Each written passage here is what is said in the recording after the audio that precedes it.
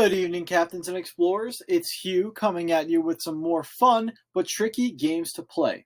In this video, I will be teaching you how to play battleship puzzles and strategy for solving them, and how to play the L game.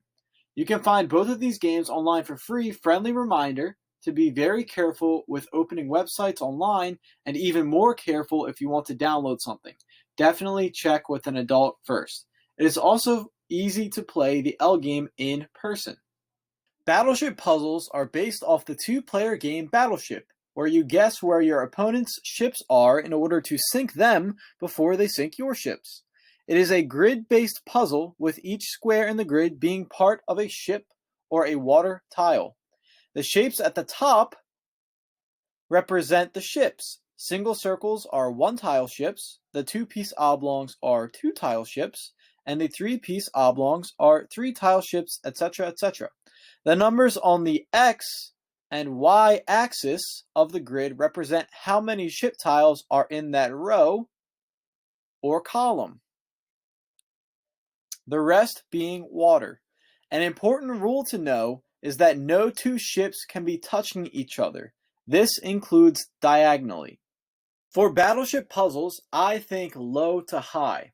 I start by looking at rows and columns with zeros and ones. I fill in all the water tiles I can using this information. So in this puzzle, I see this 0 and fill in the tiles in this column with water. Then I see this 0 and do the same.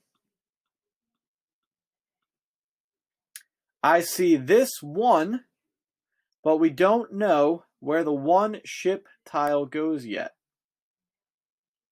This one, however, already has its one ship tile, meaning we can fill in all the rest as water.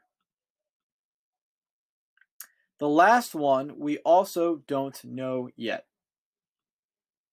Next, I look at the ship tiles they have given. Because a ship can only go in a straight line, I mark water tiles diagonally first, then horizontally or vertically when it's possible. So in this puzzle, I see two one-tile ship pieces given. The diagonal tiles are already marked as water. Because these ships are single-tile ships, we can also mark the tiles right above and right below as water tiles, because no other ships are allowed to touch them. After filling in these water tiles, I look at the smallest numbers on the grid again. I go down those rows and columns to see how many tiles are left blank. If the number of blank tiles is the same as the number of that row or column on the grid, I know they all have to be ship pieces.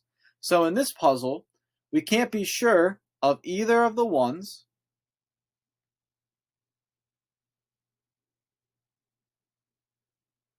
or either of these two rows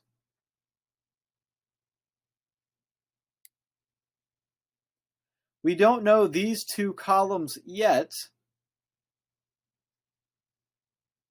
or this 3 column, but we do see there is only one blank left in this 3 column, which means it has to be a ship tile.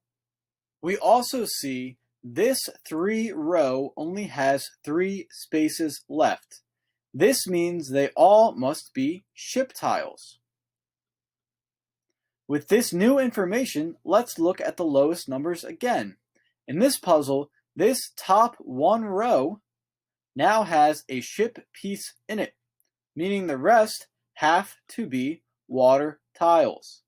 None of the other rows or columns are filled yet. Now we use the ship touching rule again with the ship tiles we have placed. In this puzzle, we have just placed these 3 pieces. That means these 4 tiles must be water. we go back to looking at the lowest number rows and columns again and see this one row has only one tile left, making it a ship piece. This 2 row also has only one tile left, making that a ship piece as well. The last two columns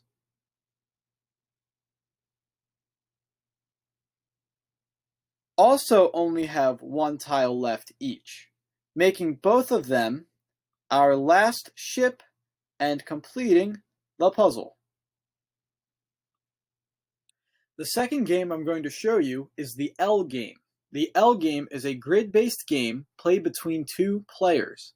In this game, each player takes turns moving their L piece and optionally one of 2 blockers. To win this game, you must make it impossible for your opponent to legally place their L piece on their turn. The grid in the L game is a 4x4 square. The 2 L pieces start in the center of the grid as shown. The 2 blockers also start in the grid as shown. Player 1 chooses where to place their L piece in any of the open boxes or any boxes that would become open when they move their L piece. For instance, they could place their L piece like this,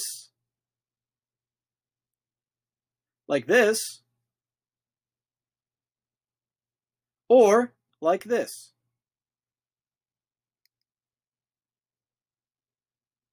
I will place it here.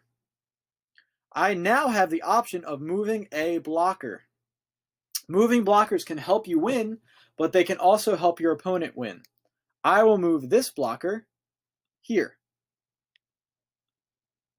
It is now player 2's turn. They can move their L piece into any open square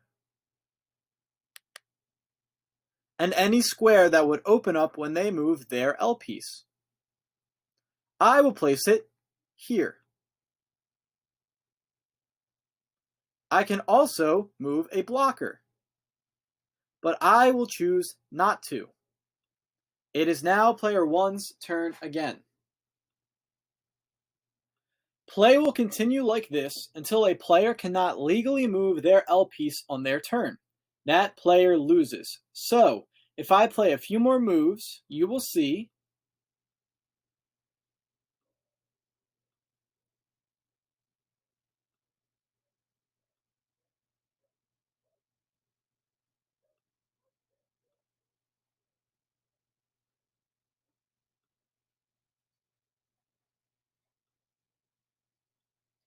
in this position, it is Red's turn, player 1, but they cannot move their L piece into any open squares or squares that would open up when they move their L piece and keep it in an L shape.